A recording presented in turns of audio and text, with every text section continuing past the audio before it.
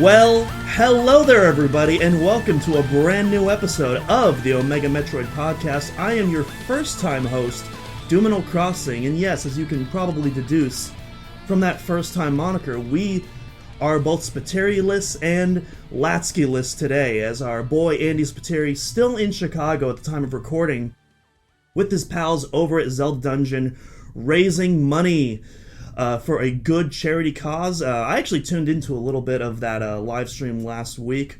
Really cool stuff. I got to watch Andy beat his favorite game of all time, The Legend of Zelda Twilight Princess, right up there with Kirby Superstar Ultra. If you love Andy, don't forget to tag him in all of your Kirby posts, folks. He absolutely loves it. Dak, of course, he is at work right now, and so that leaves me. However, in case the title of the video did not already give it away, I am not alone today. I have a very special guest whose expertise is going to come in handy for our main topic. So without further ado, Ms. Lacey Johnson, welcome to the Omega Metroid podcast, and how are you doing today? Hello, everyone. I'm doing well. You know, it's a perfectly muggy July day, and honestly, it's a lot cooler than it has been, so I'm just taking that and running with it. And yeah, I'm excited to talk about Metroid. Yeah, on normal summers, I'd be complaining about this weather right now, but with everything going in England, I'm pretty sure I lost that right entirely. Yeah, exactly. I'm like, yeah, it's not that hot. I'll be okay. But it's like I'm sweating a little bit, but I'm not dying. So I mean, hey, you win some, you lose some. I guess I guess this is one of those areas where I'll just have to accept the dub for what it is. Yep, I'll just take it. It's okay. It's good. But yeah, for sure. Any cool things you've been up to lately? Any good shows, games, movies, etc.? Oh my god! All right, so I have been playing Stray this whole week because it just came out this week, and I know that's like no one else is doing it right now. It's kind of underground game. If you didn't know, Stray is a game where you can play as a cat, and it's literally the greatest thing in the world. I started playing it on stream, on my Twitch stream this week, and I actually started crying. So I'm a cat lady. I have a cat, and he is my child, and like it literally, every ambient animation and every sound effect, everything is very much like all cat noises, and it's just so cute. I love you can tear up carpets and solve puzzles and all that, but just you could be a cat, you could fall asleep in places, and it's just so wholesome and wonderful. So I've been a little obsessed with that since it came out this last week. Yeah, I've seen Stray all over my timeline since it came out. Like I've seen a bunch of people really getting into it. It's so cute. What console is it for? Because I know it's for I think it's for PS4, PS5. Yeah. Is it for anything else? I feel like it's either coming to PC or it also launched on PC. I don't remember though. Don't quote me on that. I am playing on PlayStation, so it's like putting my PS5's hardware to use here, being a cat. But it's as far as I know, it's on PlayStation and potentially on PC as well. And if not now, it will be coming to PC. I do know that. Yeah, I only asked because literally the PS4, PS5, that's the one console I do not own. I have everything else. I got a Switch, I got the Series X, I got a really bad desktop that I'll be upgrading soon. There you go. Me too. Don't have a PS5 quite yet. Well, that's okay. But someday. It's, someday when supply isn't what it is, it'll be a lot easier. It's a fine console. It works fine. It's not even that so much. Like if I really wanted a PS5, like I'm willing to like stay up till 5 in the morning, like F5 the hell out of my keyboard. That's what I had to do. I have zero problems with that. Yeah. But it's more so I'm waiting for the PS5 Slim. Oh yeah. Because we all know the Slim is coming. It's coming. Yeah. Yeah, I want something that's a little more aesthetically pleasing. Yeah. I don't know. I'm not really into like the current design that much. I'll be totally honest with you. It is giant. It's like it's almost as tall as my PC, and it's like it barely fits on my entertainment like console area. I've had to move stuff everywhere so it'll fit on the damn tabletop. But it's a looker. I think a slim model would be a definite upgrade for sure. But yeah, Yeah, one of my roommates from last year, I remember walking into our apartment for the first time and just seeing that thing plop next to the TV. And my first thought wasn't, oh, that's a PS5. My first thought was, that thing is insanely huge. That's almost as... Because we had a 20, 30-inch TV in the living room, and that thing was my God, like yeah. more than half the size of that thing. It's like, Jesus. Yeah, it's literally, yeah. It is bigger than you'd expect it to be, because like everyone always jokes and calls it a router and, you know, like all this stuff. And I was like, haha, that's funny, but I'm sure it's not like that giant. Oh my God. The thing is like, yeah, literally half the size of an average television, like just, and it's chonky and it needs space to fan and do all the, it's wild. This next gen business, I'm like, oh my God. We're just going to live inside consoles from now on. Yeah, we got the PS5 router. We got the Xbox fridge that they actually turned into a real fridge, which is genius. I love that. Yeah, and then who knows what Nintendo's going to do next? Yeah, God knows. I don't know. Yeah, we will. We'll get there when we get there. But yeah, all sounds good. All sounds good. But of course, Lacey, we've been trying to get you on the podcast for a couple months now, so I'm glad we finally got to arrange this, get this all together. Yeah. I know we were really hoping to talk about maybe some Metroid Nintendo Direct news, but Nintendo said, well, nah. Yeah, about that. Yeah, exactly.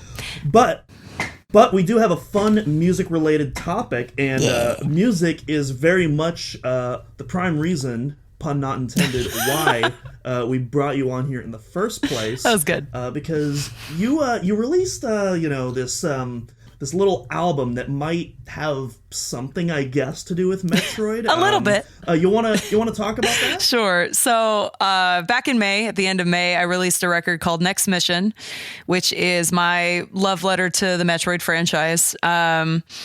Every track on it is performed, arranged by myself. It was quite the undertaking, and I can't believe I'm saying it actually all came together in about 7 months, which is very fast for a full-length album. I was very excited to contract my friend Red Coconut Studio to do the art for it, because she absolutely nailed it, giving Samus a keytar, which is my signature instrument.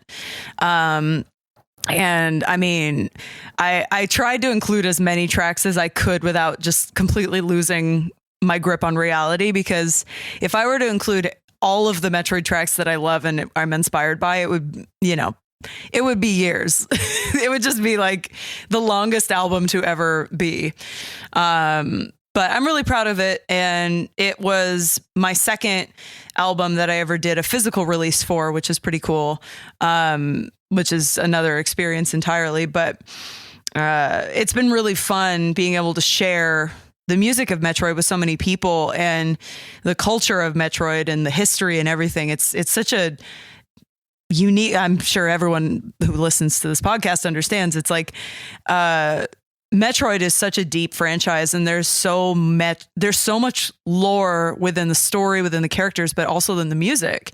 And I really lost and found myself recording this record, because it was so educational and really emotional to process so many of the themes and the worlds and everything that constantly is woven throughout the franchise itself. So yeah, that was quite the experience, and I'm enjoying. Even now, I listened to some of my arrangements the other day, and I was like, "Oh wow, I did that. That's pretty cool." Like, wow. That's such a good feeling, because I do music too, and like one of the best feelings. One of the best feelings you can do when listening to music is going back and listening to something, and it's like, oh wow, that actually sounded pretty good. It's such a relief. Like taking my own personal bias out of it. That actually sounds really good. I did that. Like it's such a fantastic feeling, because so many times, especially when you're working on music, you can be listening to something in progress one day and then come back to it the next day, and it's like, oh, that sucks. That's awful. Yep. But yeah, listening to a final recording that you've mastered, you've put the finishing touches on it, it's done, it's sealed, and going back to it, and it's like, Yeah, I wouldn't change a thing about Yep. this. This turned out exactly like how I wanted it. It's just Such a satisfactory feeling. it's so satisfying and such a relief and such like oh, thank God people like this, because I was in my head, and I really everyone who's close to me would tell you, like, I didn't shut up about this album from December on, because I took it very personally, and I added a lot of original elements to my composition side of the covers themselves, and I wanted to be sure I was doing something that was necessary and something that wasn't rewriting anything that the composers had done, because really, like, this music is so interesting and it's so unlike a lot of video game music. So it was quite the undertaking, and I'm like, oh, thank God I still like it, because at the time it's a good idea, and you're just like, okay, I have to be sold on this because I need to promote this and I need to go through all the other steps. But yeah, to come back and just really enjoy it wholeheartedly is so great. Yeah, absolutely, yeah. And it really is a wonderful album, for sure. Thank you. You actually mentioned about how you mentioned about how much Metroid music means to you, and I definitely echo those sentiments entirely. Yeah. One of my and I brought this up on the podcast, so I think our listeners will know what's coming up. But one of the things that absolutely resonates with me is one of Hirokazu Hip Tanaka, the composer of the original NES Metroid, and he has a quote about his philosophy going into the making of that music that is so important to me, and it's why Metroid music sounds unlike anything else. And his goal going into that game was that he wanted the music to feel like its own living, breathing creature, a part of the game's environment. And that philosophy, different composers would take that and reinterpret that in their own ways. And of course, my boy Kenji Yamamoto, one of my favorite composers of all time, with his work on the Prime trilogy, I think just takes that to the max level. And that first, those first opening notes of that Metroid Prime title theme, that was a life-changing experience for me, listening to that. Oh yeah. These gross organic sounding synthesizers and Geiger counters. God. That create this intense, almost non-diegetic sounding piece, except it's all purely music, but it almost sounds like an interpretation of the inside of the Metroid that makes that menu. It just, it's such a cool piece. I love it. But I want to talk about your album now, because I'm one of the people that did buy a physical copy. I actually have my CD right there in my Metroid display. Do you still have physical copies available, or are they all sold out? I do have some still on my Bandcamp. You can. I've got physical copies on there, and then when I am performing live, I do have some of those as well. So like at Mag West, which is in August in San Jose, I'll be having copies of that too. Oh, San Jose, that's actually not too far away from me. That's about an hour and a half. So maybe I'll drop by. Maybe you should pop over, because I'm probably, as in very much, going to be performing some of these songs. So you should come. Awesome. Yeah, so got the physical copy there. We'll put a link in that to the description for anyone who wants to get a CD for themselves. But so I re-listened to this album again a couple nights ago to refamiliarize myself with all this, and a lot of stuff stood out to me that I really wanted to discuss. So first off, listening to the album, I really love your use of dynamics. Thank you. They benefit the experience. They benefit the experience in various ways. And I also like that you were able to take creative liberties in how you represented those dynamics in your tracks versus the original recordings. So, for example, there's a place in Green Brinstar where there's a transition near the beginning. Oh, yeah. And, I was and I was expecting, all right, this is where the guitar's going to kick in, this is where it's going to go hard. But you decided to take an alternate approach, and instead, you tried to emphasize the synthesizers more. You did a slightly different drum pattern as well, and I really enjoyed that. Thank you. There's some tracks where there's some tracks where it's definitely one-to-one creations, and others where you get a little more creative. And I love that you did both of these approaches in your album. It really makes it feel unique and fresh. Thank you. It's a big, I'd say a philosophy of mine, because there's some music there's actually some music in general I won't cover because I feel I have nothing to say or nothing to add of my own, opinions other than what the composer or arrangers did.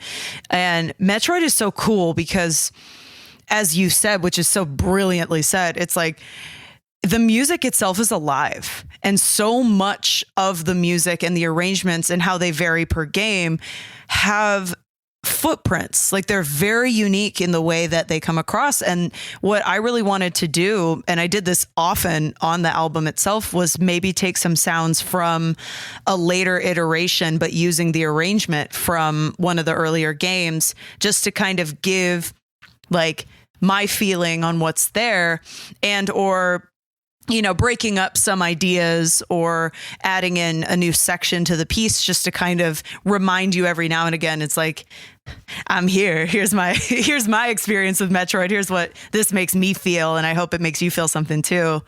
Cause these soundtracks are so legendary and they are so cinematic in so many ways. And so I wanted to add my own little, versions of the stories to throw into these arrangements as well. Yeah, absolutely. And you definitely have a very signature style going through this album. You have a very consistent tone with its 70s, 80s inspired keyboard synths. Yep. Coupled with your modern mid 2000s guitar sound, which your guitar tone on this album is so good. Thank you. I spent so long on it. Thank you.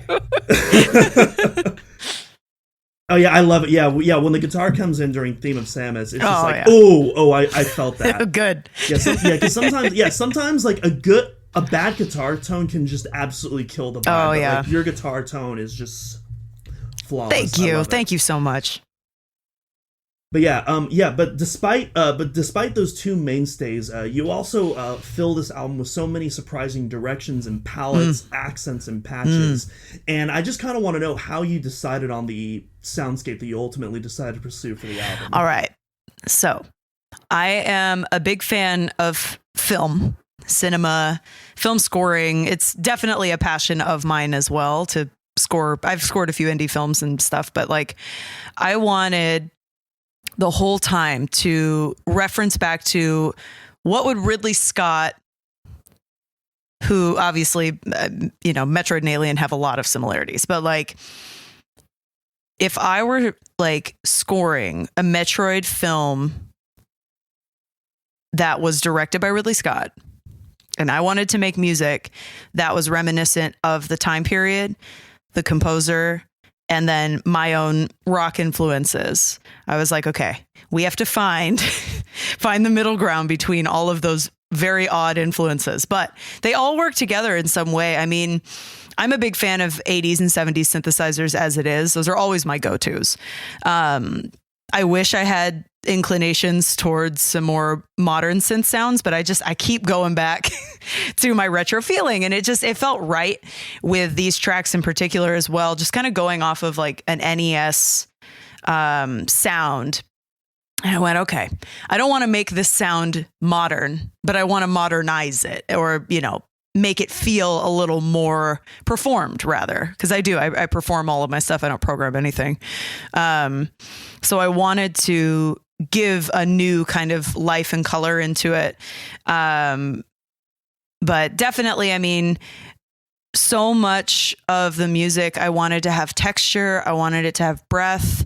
And you'll hear a lot of I picked very breathy, choral and string patches that I modified to kind of have a little bit of grit in it to complement the super bright, bubbly synths and some arpeggiated stuff that's creating more, bubbles, atmosphere, life, particles going on. Because I'm always like, space, particles, Metroid.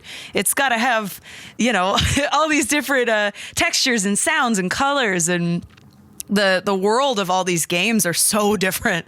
And it's like, they still need to have this direction no matter what the music itself is doing. And so I do focus a lot just with Metroid. I always think of going either up or down, depending on where we are in the game. So I use that a lot with the inspiration behind a lot of my sounds. Like if I'm doing something that I know is going to ascend, I'm going to make the music feel like it's really like traveling up to the sky. Or, you know, if Samus is literally descending, I usually will pick a lot of sounds that are moving downward as you know, as I'm kind of consciously going through the song itself. I'm trying to tell stories with a little bit more you know, a little artistry with the sound itself. That's a really cool approach. I never really thought of that, yeah. Especially with the, you know, especially with some of those earlier Metroid titles where where it's, you know, verticality is like one of the big focuses, and you were quite literally like even in the levels themselves, not just with the elevators going, you know, up and down, and being able to translate into that music is a really, you know, a really cool way to convey the experience in, you know, a very subtle yet effective way. Yeah, thank you. Yeah, absolutely. Yeah. A couple more notes that I also wrote here. I like how you don't let your style paint you in a corner when approaching a piece with significantly different elements. Oh, yeah. And I wrote this down, when listening to your rendition of Fendrana. Yeah, I knew it was coming. Yep. I love that track. Where there's, it's such a beautiful track. That, both yours and the original, of course, but there's little to no guitar if there is guitar, it's very subtle and in the background for like an accent. But yeah, despite the fact that obviously the guitar, you know, as we established earlier, is one of the big tones that you made present, but I like that you I like that you don't feel the need to use everything if you don't think that it's right for that specific piece. Yeah. And for Fendrana, that was one where it's like, you know what? I'm gonna let the keyboards do the talking on this one, and we'll just leave it at that. Yeah, and yeah. I think it turned out really nicely. Thank you so much. I've asked so many of my friends what their favorite track is on the album, and like probably 75% of them have said Fendrana, and I'm like, of course. Like it makes that song.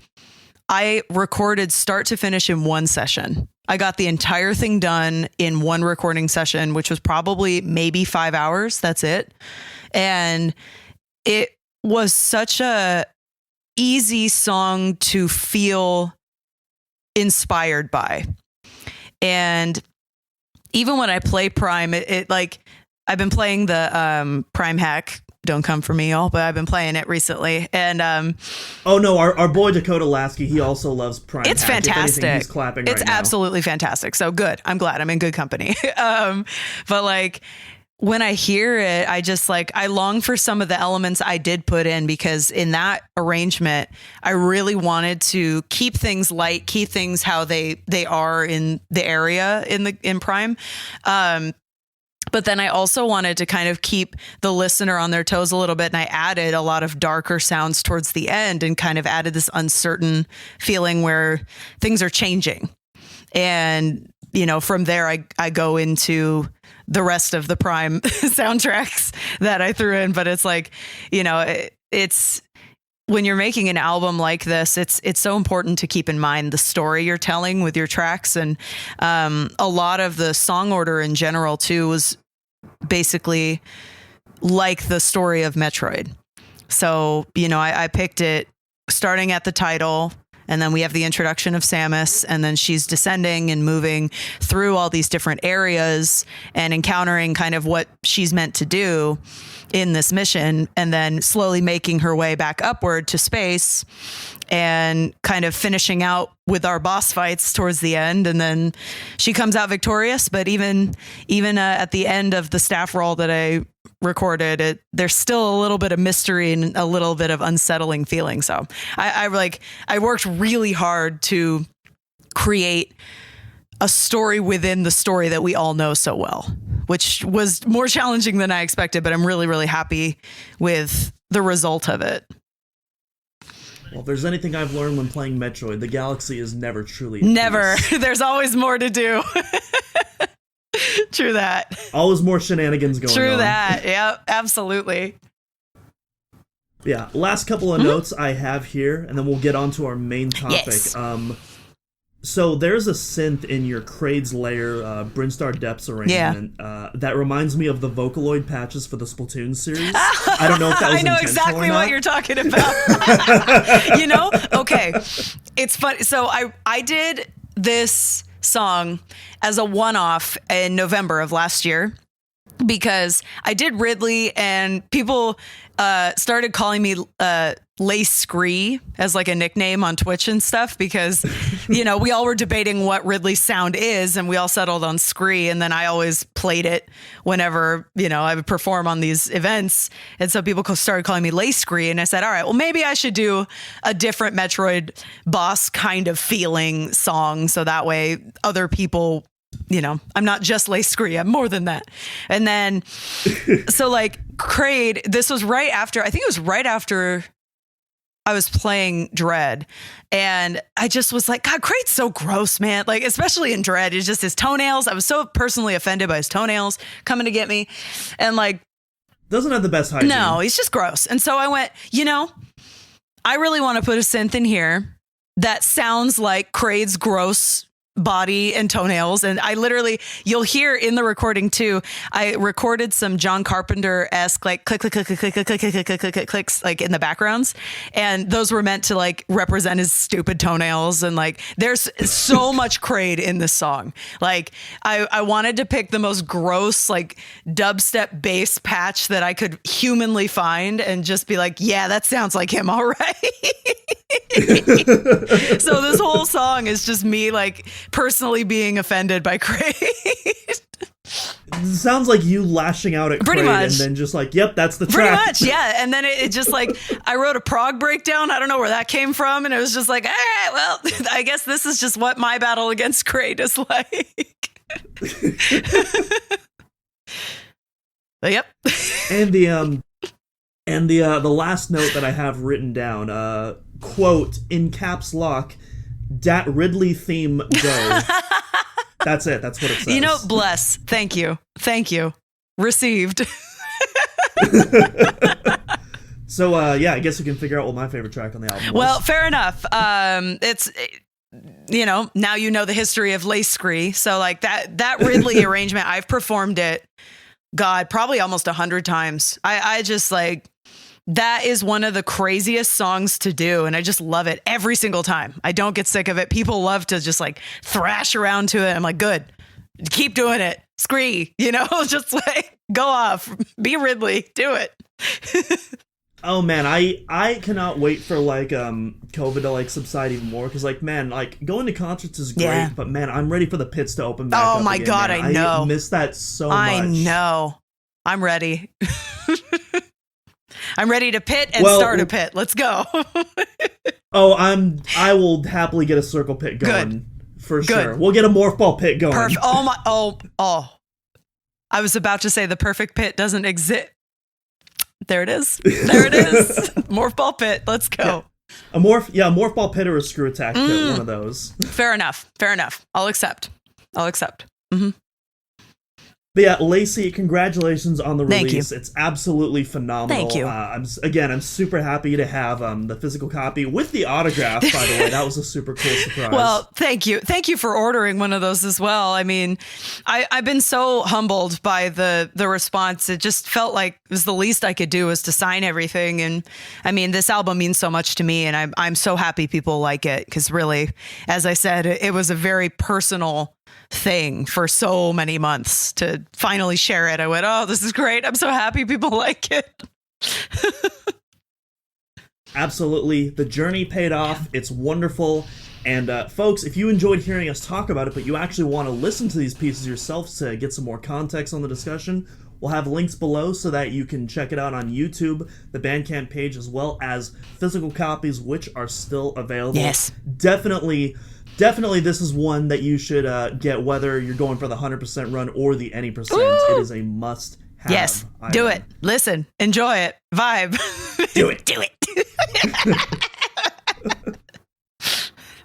But yeah, with that, let's get on to our main topic. Yes. And, as we mentioned before, obviously we would have loved to talk about some new Metroid news, maybe a Prime remaster, but, there's still time in the year to see if that's gonna if that's gonna make do or not. But we have a fantastic music-related backup topic that we've been planning, and considering how long that album interview went, I don't even think we're gonna get through even half of these suggestions today. So maybe we'll have to bring you on for round 2 to finish this list. Well, I suppose I could join once again.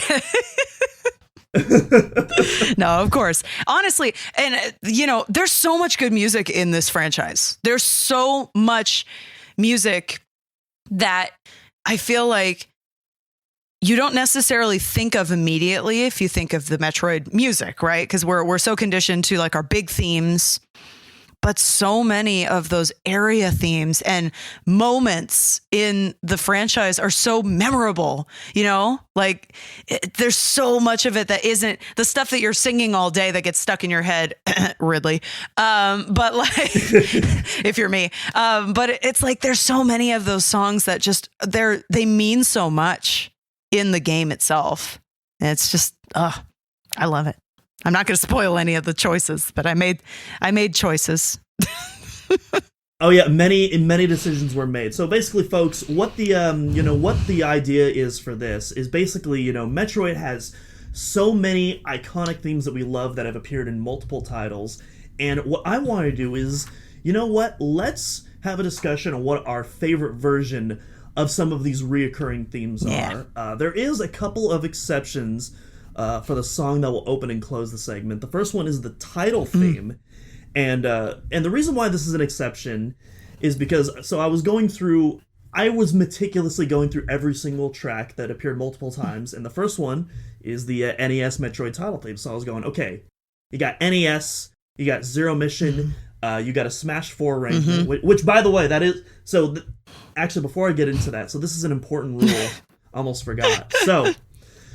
So for this list, we can do any song, regardless if it's appeared in a Metroid title or not, as long as it is an official Nintendo recording. So stuff like Smash Brothers and Nintendo Land, that is A-OK for our list of recurring themes. But fan-made themes are not allowed. So for example, let's say we're talking about Ridley. My answer cannot be, the best Ridley theme is Lacey Johnson's cover of Ridley. Of course. Not acceptable. Of course. Not acceptable. Against the law. Banned. Absolutely banned. You're banned. No more. Jail. Straight to jail. But if I said, actually, my favorite version of Ridley is from Nintendo Land, that's A-OK. That's acceptable. There you go. We go. There you go. So yeah, just to clear that up for the folks listening at home. And so basically, going back to the title theme, the reason why I decided to change up the rules for the title theme is because I was looking at, all the stuff. NES, Zero Mission, Smash 4. That's 3 versions of the NES title theme. But then you also have Super Metroid, which uses that main motif throughout its whole theme with this exclusive intro. And it's like, okay, is that its own unique song? Yeah, where do we split hairs? Part of the NES title theme? Yeah, or what about the Prime theme, which, has that main motif in a lower key, but then also goes in its own direction. And so I was like, you know what? Wouldn't it just be easier to just say our favorite title theme instead of just having to deduce all this? So yes. So that overly long Great Wall of Text explanation out of the way. Lacey Johnson. Yes. In the Metroid series' 36 years history, from NES to Dread, what is your all-time favorite Metroid title? My God. All right. I had so much trouble with this. So my cover that I did was of the NES theme because I love it. It feels exactly like the Metroid franchise to me. It has that opening that is so open but unsettling. And I just think I love the NES sounds on it as well. It was a very big inspiration for how I arranged everything in mine. But I really have a very soft spot for the Dread opening. And I think it's even darker. Like, I swear the themes keep getting darker the more the games came out. And I love the orchestration in Dread, and I love all the choral parts in the Dread title, but I'm going to stick with NES only because I listened to that recording so many times over the last couple months, and it stays with me. I still love it every time I hear it. Yeah, we've talked about the NES soundtrack on the podcast before, and like it's still like it's so still to good. this day. It holds up so It's well. so good. Arguably the best thing about that game that holds up, in my opinion. I know Andy would disagree with me. He definitely has a very soft spot for that first Metroid. But, while I don't quite feel those same sentiments, that soundtrack still. It's so good. You know, whether you're talking about the title theme, Kraid, even stuff. Well, there's another theme that actually is one of my picks that I'm not going to talk about. No yet, spoilers. So No spoilers. I'm not going to talk about that. We'll get there. Yes. To quote Mr. Incredible, we get there when we get there. I was just about to say the exact same thing. We get there when we get there. Yes. Yes. What's your favorite? So, like you, I was torn between a rock and a hard place because I do have a definite favorite, but I also, as I talked about earlier, I do have one that just means so much to me. And the one that means a lot to me is, you know, as I mentioned, is that original Prime 1 theme. It also means a lot more now that I associate it with the Prime 4 teaser. Oh. But even ignoring that, even ignoring all that aside, just that theme, as I mentioned earlier, just, you know, it opened my mind to, you know, a realm of music that I never knew was possible. Yeah. That literally combined all of these sounds to make this cohesive song that was also breaking this fourth wall between what the real world and the game world in a way that, I mean, even to this day, like, very few properties I see doing in that same kind of regard. And to me, and because of that, like, to me, that original Prime title theme just, to this day, just feels like it's from the future. Yeah, like, it does. So ahead of its time. It does. But my favorite title theme, just on its own, just for the pure listening experience, is actually one of the most un-Metroid sounding themes ever, despite the fact that it's made by the same composer that did the Prime 1 title theme, and that is Metroid Prime 3's epic orchestral title theme. It gives me goosebumps every time I listen to it. It's such a rush. And I've talked about this on the podcast before, but I'm not necessarily a fan of Metroid being dominant when it comes to, like, live sounding orchestral music, with some exceptions here and there. And that title theme is definitely one of those exceptions where I think it absolutely works. And I love kind of the mini story it tells as well. Something I've also discussed, whereas in the first game, you have this kind of rising conspiratorial kind of sounding with its, you know, introduction to the lore with the phase-on and all that. In the second game, it's like the bounty hunter returns. We're back in action. And in the third game, the stakes have never been higher. One minor mistake, and the entire universe is doomed. And that whole piece just conveys all of that. And it's probably in my top 5 tracks of all time. I love that Corruption theme so much. Despite the fact that the Prime 1 title holds a very special place in my heart. Man, Corruption's soundtrack as a whole is so successful. There's so many musical motifs throughout in so many different pieces too. And like, I just like, so one of the songs I covered for y'all listening was Rundus. I did the Rundus battle, and I read so much fan lore. I read so, like, people have written lyrics, people have done so much with it. And it's just like, the music is so fascinating just in the way that it not only sells the story, but it breaks your heart. The music in Corruption, as you said, is so high stakes. It's high pressure. You feel it. Every sound, every like musical silence that's intentionally put there, like you feel all of it. It's so successful in the way that it's done. Yep.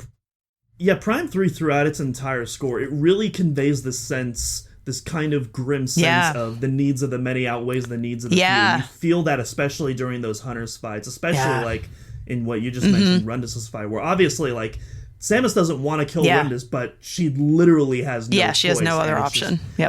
And especially like once you get to the end, it's just absolutely gut-wrenching. It's so good. And yet simultaneously so badass at the same time with Kenji Yamamoto's signature guitar riffs. Of course. Of course. I mean, you're like, oh, crap. All right. I got to do this. Let's go. I don't want to, but I got to. Yeah. But at the same time, though, this riff is kind of a bop. Yeah. Agreed.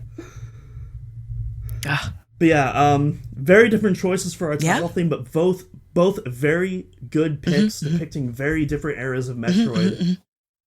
But we're going to continue our way down the NES rabbit hole with our next pick, Brinstar NES.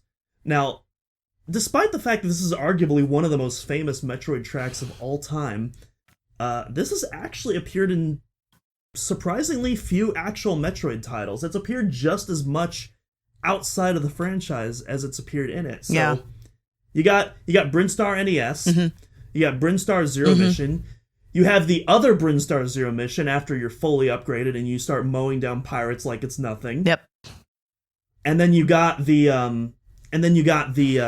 pirate frigate rock cover by Yamamoto-san once again in Prime Pinball. Greatest game ever made, if you ask me. I have yet to play Prime Pinball, and everyone keeps telling me, "Why didn't you cover any of Pinball?" I'm like, I haven't played it yet. I'm sorry. Like, I'm trying. Well, to be fair, Pinball doesn't have any original music. It's all either ripped from Prime or rearrangements of stuff in Prime. Right. So. But those arrangements are well loved. Let me tell you. The YouTube comments tell me how much everyone loves it. So Prime Pinball is a fantastic time. You should definitely check it out. It's on my list. Have some free time. For sure. But yeah, so that's four versions that have appeared in the Metroid series, and one of them in a spin-off entry nonetheless. But then outside the Metroid series, you got Planet Zebes from Smash 64. You got Brinstar from Melee. Oh, I forgot about Melee. Oh. Yeah.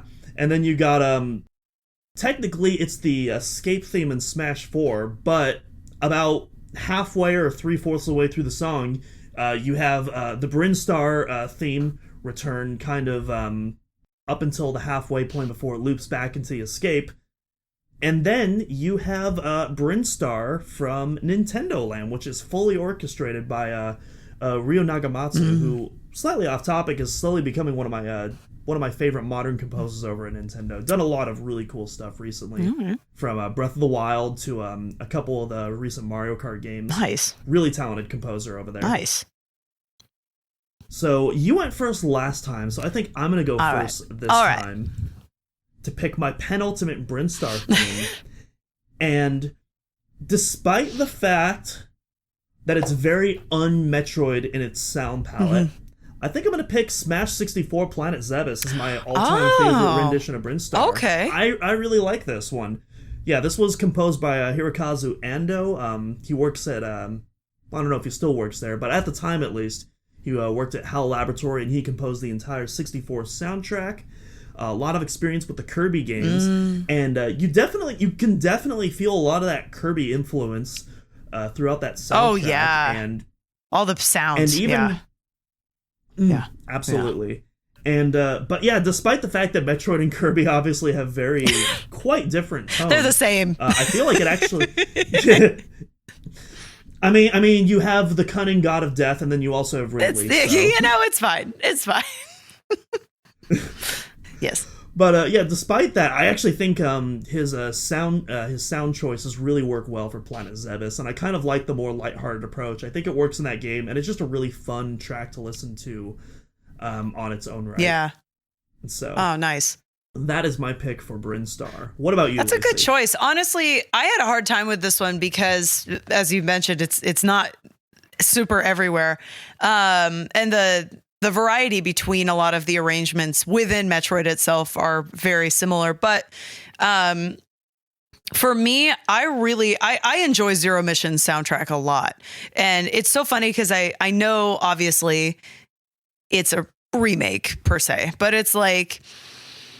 the sounds couldn't be more different. And I like from the original. And like, for me, I think what I really liked in Zero Mission was some of the voicings of counter melodies within Brinstar are brought forward in the mix, and it's interesting. It's different. I don't know if it's even like better than the original. I wouldn't go that far, but it's like it caught my ear and I went, oh, that's so cool. Oh my God. Like just from the sound patches and like a lot of the orchestration choices. There is a lot of dynamic contrast within Zero Mission's soundtrack. And I think it really grabs my attention. And spoiler alert, a lot of stuff on this list for me is Zero Mission. But I think from an arrangement standpoint, I just really love Zero Mission's fusion between like taking 8-bit contrapuntal themes and making it a little more modern, a little more orchestrated, but still maintaining like the Game Boy sound palette meets the NES. I don't know. To me, it's like the perfect combination of those sound chips to like create something a little bigger than what it sounds like. Well, yeah, I believe that was intentional. I can't remember the actual interview itself, but I remember Kenji Yamamoto in an interview, because he and as well as Minako Hamano, who also did Super Metroid, they did the Zero Mission soundtrack. Yeah.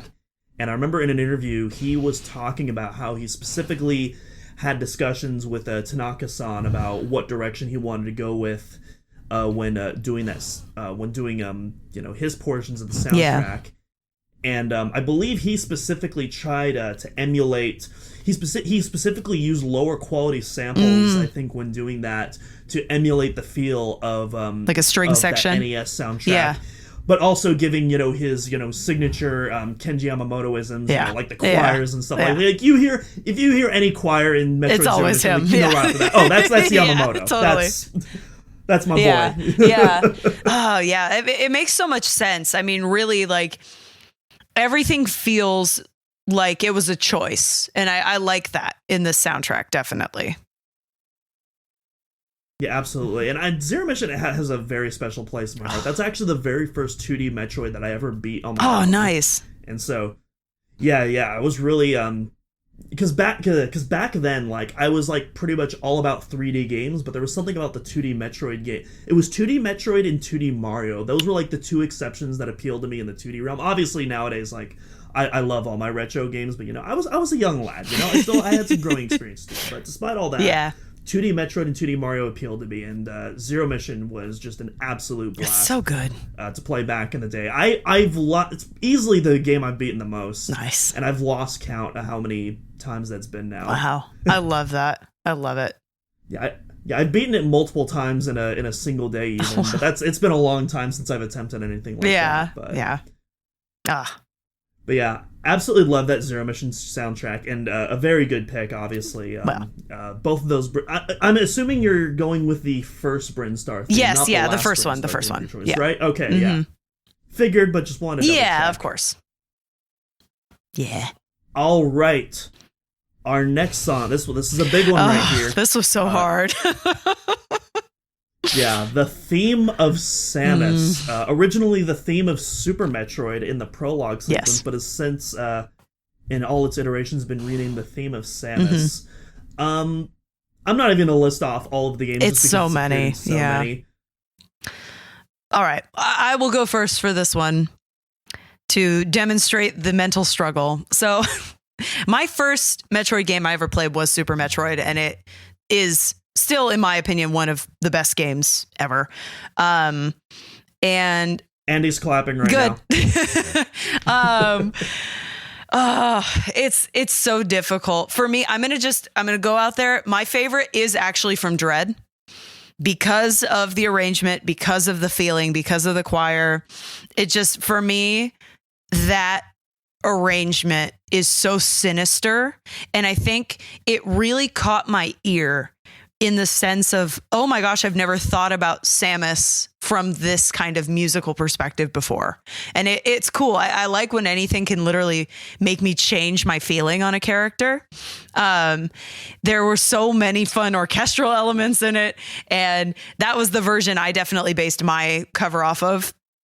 But I have to say, as much as I love Dread, Smash Ultimate's version of Theme of Samus is fantastic. I wanted to say, this was a really hard one for me to like pick one, but it's so neat how many different little elements have changed throughout the years for the theme of Samus, Bounty Hunter. I had to write like full titles and licensing when I did that, but it's like, there's a lot of these songs that have really long titles. Let me tell y'all what. But yeah, for me, Dread / Smash Ultimate. That's me. I think the version you're talking about appeared in Brawl first, not Smash Ultimate. It may have, but the recording correctly itself from Ultimate is so like ear candy. I love it. Yes, absolutely. Yes. And going off the title, so this always bugged me. So the song title, and I believe, is Theme of Samus Aran, Space Warrior. Yes, that was it. But there's Space another Warrior. track. But there's another track on the official Super Metroid soundtrack called Theme of Samus Aran, Galactic Warrior. Oh, that's right. And that's the song that appears when you return to Criteria, the bum bum yes. bum bum bum. And that's my favorite track in Super Metroid. And so I was expecting to hear that when I first heard that. But then when it was something else, I ended up just being really disappointed. I was like, what? Oh. That's not my favorite track from Super Metroid. Yeah, it's like, huh? Yeah, these titles, man. I hate how like they can be the same piece and then just two games different, or even depending on what translation you're looking at, it's like, oh, okay, that's the title. And then you type it in. It's like, no, it's not. What the, like, what is that? Like, whose idea was this? I know. Who signed off on this? Come on, y'all. I need consistency. But yeah. So much like you, I'm between a rock and the hard place, and for the same reasons you mentioned, one of those is, of course, the Dread theme of Samus, which is so good, and I'm pretty sure we don't have 100% proof of it, but considering the role that Yamamoto had in Samus Returns, I feel like he also did this one in Dread as well. Yeah, since it feels in the credits, like it looks like he did. Since in the credits, it looks like his job, as well as being the sound director, was to do all of the original Metroid music themes that appeared in previous titles. So that's why I believe he did that. And it sounds very similar to the Samus Returns version, which we do know he did because of the credits given to him on the Archives soundtrack CD. Yes. But history lesson aside, such a good theme. I especially love those bass synths that open up the track. They sound nasty. So good. It's so good. Straight out of Blade Runner, just like it's creating this like crazy dystopian feel of a time we're not even sure like where we are in the timeline. It's wild. I love it. Yeah, and I love the difference between that and the when the main theme kicks in with those orchestral segments. I really love how those two contrast together. Yeah. Where it starts off dark, but then you have this little bit of hope. It's like, things are maybe looking rough, but I mean, it's Samus. She's got this. She'll figure it out. And then we go back into it because the mission never truly ends. Yeah, exactly. It's brilliant. It's brilliant storytelling through composition. But I'm going to pull a very deep cut for my number one choice. This is technically an official recording, but it's never actually appeared in any of Nintendo's games, even the non-Metroid games. So, Super Metroid's Sound and Action is, to be frank, not a very good soundtrack release of the NES and Super Metroid soundtracks released just after the game came out in 94. The soundtrack quality is really bad. Oh yeah. They're it's not the actual files. It was recorded off the actual hardware itself. You can hear sound effects in the background. It's just a really poor quality soundtrack. But on that CD release is 5 exclusive arrangements, 4 from Super Metroid, and then the credits theme from NES Troid. And one of those themes is, of course, the theme of Samus, and that, to this day, is my all-time favorite piece. I don't know if you know what I'm talking about. It's a very like I said, very deep cut piece of Metroid music. It has, it goes all in on the on the cheesy 70s synths, and I absolutely love every bit of it. It has really cool hi-hats as well. Oh my God. I really love the hi-hat tone that they did on that. Awesome. I literally got it queued up so I can listen to it later.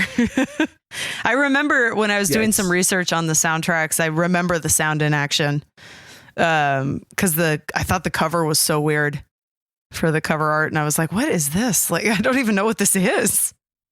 But yeah, it's bizarre. So you got Samus doing one of her Super Metroid poses, but then there's like, I don't even know what's happening in the background. It's very confusing. And then and the font choice is also just so weird. Odd. It's like honestly, it looks like the Seinfeld font. A little bit. It does actually. I'm looking at it right now. You know, it's 1 in a million. That's what it is. I love that. I'll have to refresh myself. I know I've listened to it. Yeah, I've definitely used it in a couple of my mashups before, just because of how much I love that version. Oh, cool. Yeah, it's such a cool piece. Nice. Next up, and I was hinting at this earlier before when we were talking about NES Troid, so I guess I'll get my pick off right off the bat. The item room theme. Such a, on one hand, it's such a low-key theme, and yet it's arguably that main motif is one of the most iconic Metroid arrangements to this day. Yep. And no. That's the item collect theme. I'm talking about the item room theme. That yes. Yes, sorry, that's also a very iconic theme as well. I just always think of them together. But yeah. So yeah, getting that out of the way, my all-time favorite rendition of the item room theme to this day, it's still that Famicom NES version of the item room theme. Nice. It's just absolutely perfect. Again, I love for me, it's it's those bass notes that almost sound like a kick drum simultaneously. Oh, okay. And it's yeah, you know what I mean? Yeah, absolutely, because they're so, it's in such a low key that you almost can't even tell what pitch it's at. And so it's just there for its effect, its booming effect. Yeah, absolutely. And again, going into Tanaka-san's philosophy, I feel like the item room theme is one of the best examples of a track on that game that really captures that, where you're unsure if the track is trying to depict the room itself or something else inside the room. And I absolutely love it. It's such a sinister theme, and yet it subverts that with a really powerful item. It's I absolutely love it. Lacey, what is your pick for your favorite item? To piggyback literally on what you just said, my favorite is from Super Metroid. And the reason being is that it's so atmospheric. You feel like you can hear all of the little computery sounds, all of the technological sounds. It's eerie. It's this moment of reprieve, but you don't really feel safe. And I think it's such a successful, like it literally takes the breath out of the room with the way that in that game, the item room just kind of comes like, oh, okay. It's time for something, there's a break. Why? What's going on? But then it's like, I love the way that room has so much sound without like being its own theme. It's such a great example of score, because it's doing what it's meant to do in that it makes you feel something, not necessarily makes you hum that song. But then of course I just hum the item collection anyway, but still it's like, to me, it's just a very successful score in that it really makes you feel safe, but not really. Yeah. Super Metroid's item theme is so cool, especially the thing that gets to me, not necessarily the those computerized synths. It's it's again that bass synth in the background that's so subtle. It almost feels like it's literally breathing in your face. That little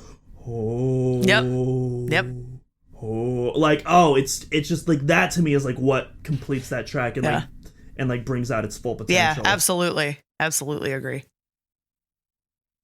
Yeah. Next up, so we've been talking about like some of the mainstays from the NES and Super Metroid. We're going to jump ahead to the year 2002 with a track from Metroid Prime, the Parasite Queen boss battle theme, and this has actually appeared more times than I think people realize. So obviously we got the original appearance in Prime, but then we also have a variation of this theme in Metroid Prime Hunter's first hunt during the Morph Ball training mission that's included on the disc.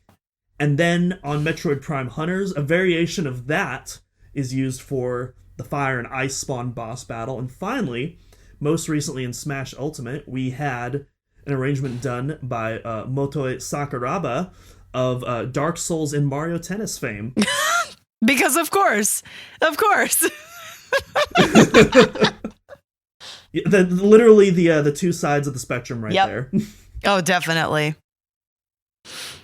So I went first last time. Lacey, what is your favorite Parasite Queen arrangement? Mine is definitely Prime. This boss, again, I've been playing through the Prime hack. This boss, every time, takes me off guard with how badass it is right at the beginning of the game. And like, you're just constantly trying to figure things out. And like, I'm not as familiar with it in Smash, and I should listen to it a little more closely, but like for me it just nothing comes close to the like, oh god, the second that the music started when I was playing through Prime, I was like, oh my god, the panic, just this pure sense of like, oh geez, oh this music's so good, but oh god, this thing is just crawling up the wall, where's the spot, like it's the perfect song to go with the anxiety I'm feeling in this fight. A few of my boss picks are that same way. It's like it accompanies my feelings that I have. But yeah, I love the Prime arrangement of it. I think it's so good. I feel like the Prime arrangement is like better than it has any right to be, because the actual boss itself is like really easy to take down. You can take it down in like less than 30 seconds totally. If you know how to do it fast enough. But the theme is like so intense. It sounds like you're going to die. I know. It scared the living hell out of me when I first started playing. I was like, oh my god, why? Wait, I just started the game. What is this? No. Did I mess up? Did I find a secret room? Like, oh no. So for that reason, it's my favorite. So I think most people are going to pick that, and for good reason. It's, a phenomenal piece of music. But my pick is actually going to be from the Metroid Prime Hunter's first hunt demo. This version of the theme, I absolutely love. This was done by Lawrence Schwedler and James Phillipson,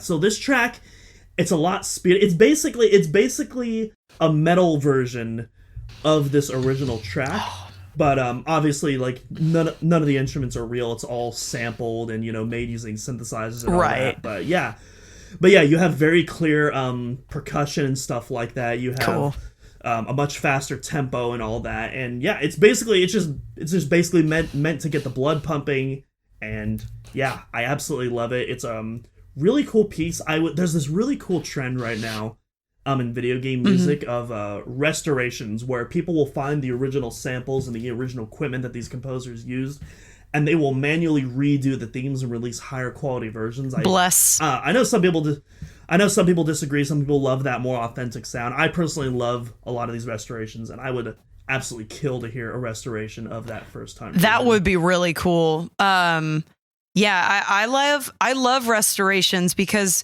it's taking the genius that was at the time of recording, despite technological whatever it was, and then bringing it into today, making it relevant today, to me is such a great way to honor these soundtracks. Like, it doesn't change what the original was or did, but I think it really just brings it into a place with the rest of, the soundtracks and sounding modern and still keeping the feeling and the intentions at the time that they were written. I'm a big fan. Yeah, absolutely. Yeah. And of course, there are some exceptions where, I'll hear restoration. Like, I remember in one of the Smash Discords I'm in, someone shared a restoration of Sephiroth's theme, One Winged Angel. Boy. And I listened to it, I'm like, that's not right. Look, listen, One Winged Angel at the time was quite amazing. And since there have been phenomenal re-recordings, new arrangements, and they're all great, And I think we should just be fine with multiple takes and arrangements of them and not not try and bring back the MIDI choral sound to make it sound super like modern. I don't think that one can just stay how it sounds. It's okay. I'm cool with leaving it. I personally, the original version of that is personally my favorite, and I have zero nostalgia towards Final Fantasy. I've never played any of the games before. Fair enough. But yeah, that original. But anyways, back on topic yes. for our next pick. This is another big one right here. Not necessarily the most iconic theme, but definitely a favorite in the Metroid community for sure. I think it's iconic. Kraid's Lair. Kraid's Lair, Brinstar Depths. Yes. And if you listen closely, try to drown out all the white noise going on in your room right now. If you listen closely, you can hear one of our Discord members, Spirefan, screaming, "Melee! Melee! Melee!" in the distance. If you listen very closely, I can hear him right now. He's screaming it. He can sense the topic has come up. He senses our presence. And so yeah, shout out to our fan, Spirefan, keeping Melee Brinstar Depths alive and well. But yeah. What's your favorite? For my pick, Yeah. I just realized it's my turn to go first. So my pick, I love the Melee version, but that is not going to be my pick. My pick is going to be another version from Smash, and our other hosts, Andy and Dak, they cannot get into it for some reason, and I just don't get it, because this track speaks to me on so many levels. But the Smash Ultimate version of Brinstar Depths with this incredible guitar and violin combo just duetting off each other. And I love this. I can't remember the name of the composer off the top of my head, unfortunately.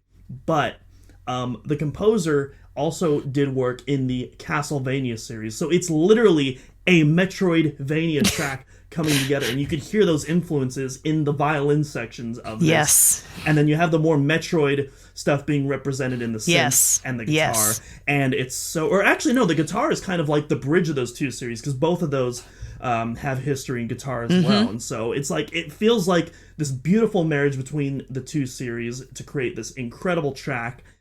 And it's an absolute bop. It's all I play when I select Brinstar Depths and Ultimate. Good. I absolutely love it. It's such a good piece. Yes. Well, it is also my favorite. Let's go. We completely agree. I think that this arrangement is so amazing.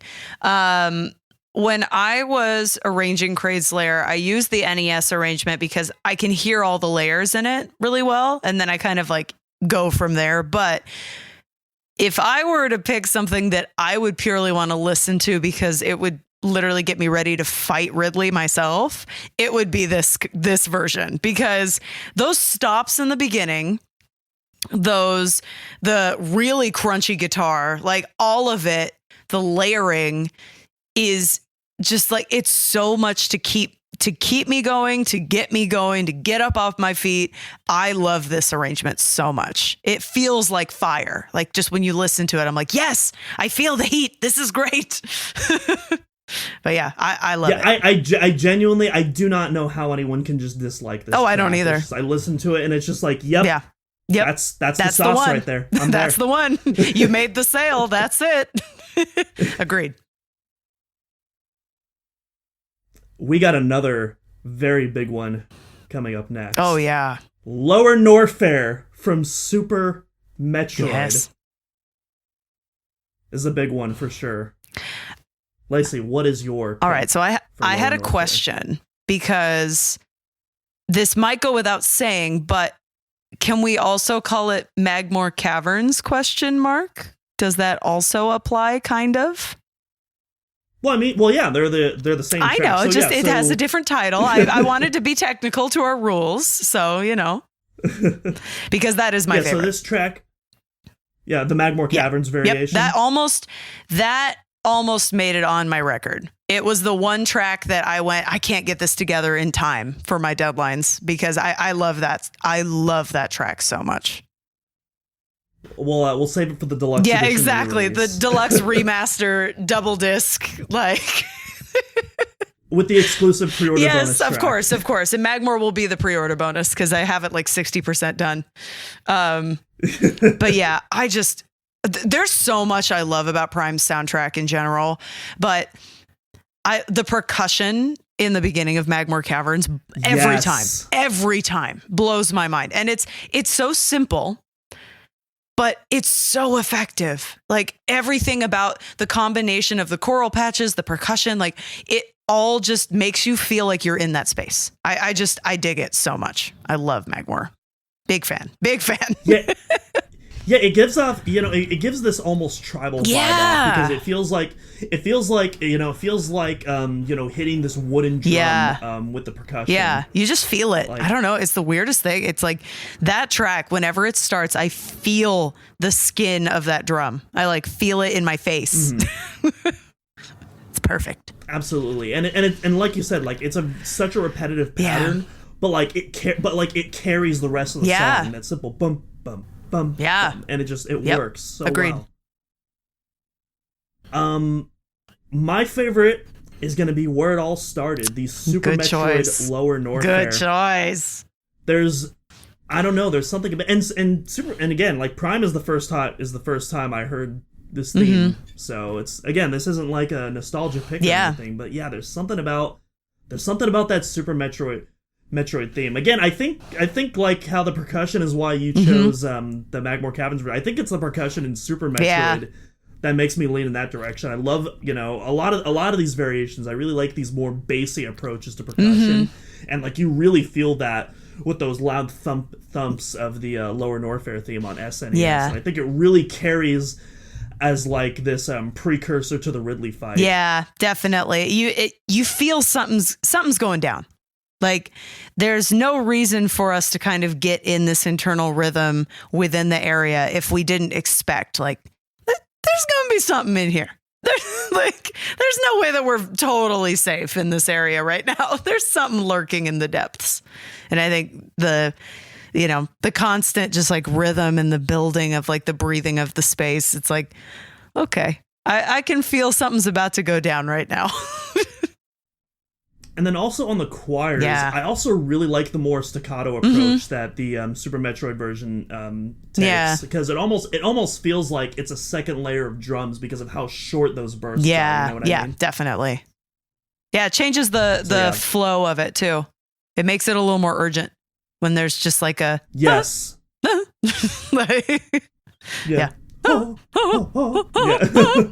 exactly. That's my great imitation. I'll be here all week. I swear, this is my profession. That's my choral sound. There you go. That's just going to be the rest of the episode. Just us trying to do Lower Norfair, Magmoor Cavern, honestly, opera voices. Lucky everyone who's listening, because that is a gift to give. You're in for a show, folks. Yes. Yeah. Up next, we're going back to Metroid Prime for our next piece. We have the Space Pirate battle theme, which has appeared in all 3 of the mainline Prime entries, as well as a short 30-second interlude in the Prime Hunter's First Hunt demo, and an arrangement as well in Metroid Prime Federation Force of all games. And how could I forget Metroid Prime Pinball? Of course. Can't forget, I swear, the most important game. It wouldn't be any sort of Metroid discussion if I wasn't reminded that I need to play Metroid Prime Pinball at some point.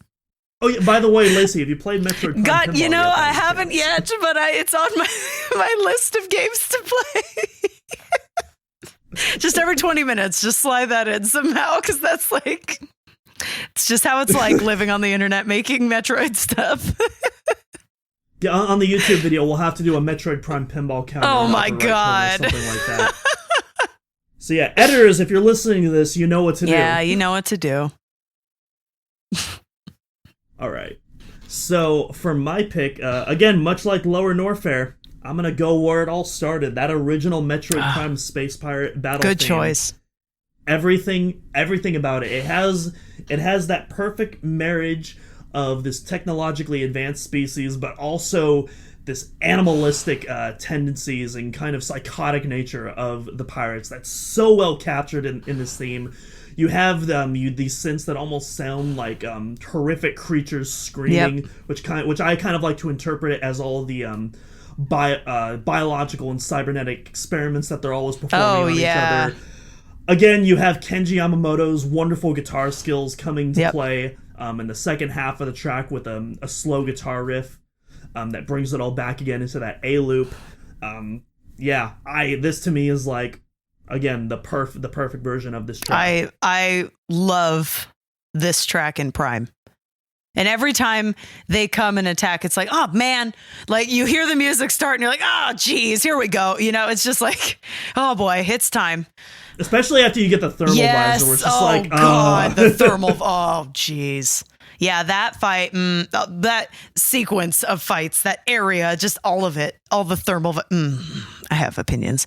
But I do love Prime, and I think my favorite version of this is from Prime 2. Only because... That's a good pick. Yeah, only because I really love the breathy sound patch that's used for the like... I don't know. That introduction, that prelude? Yes, the little prelude section. It feels very different than Prime 1. And then I enjoy there's like a topper percussion element throughout as well that really makes it so much more desperate. Like there's just this new intensity layer that's added. And I just I hate those guys. Yeah. So I think I know what the breathy patch you're talking about is, and if it's the one I'm thinking of, it's also used a lot in Aegon Waste, which I really like because it almost blends those two things together, which is where you first encounter the pirates, that does make sense in Aegon. So very very cool piece of connective tissue there for sure, and another great rendition of the pirate theme. I love it. It's definitely a lot more action focused and oriented. Yes. And I guess for me personally, when it comes to the pirate theme, I much prefer the more kind of H.R. Geiger body horror kind of approach to like the space pirates themes. I mean, I agree. It's great. It's super great. Again, these damn space pirates, if they had a theme that made me feel good inside, it wouldn't be right. So I feel like the one that's most upsetting to me has to be my favorite choice with it. So Prime 2, there it is. Boom.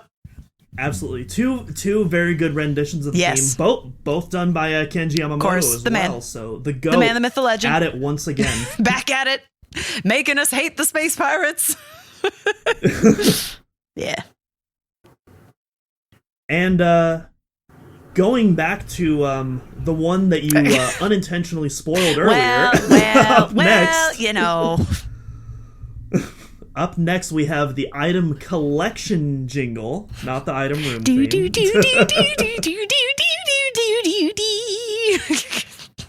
There you go. I'm pretty sure the only game this hasn't appeared in is Federation Force. Mm-hmm.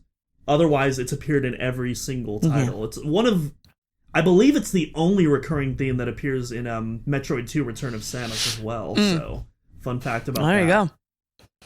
God. But yeah, there's so many good versions of this theme right here. It's so difficult to pick, but it is your turn to go first, so I'm going to let you do the All right, well, I'm sure this is very surprising, but my favorite is from Super Metroid. After I sang it twice, once when I was supposed to and once when I was not.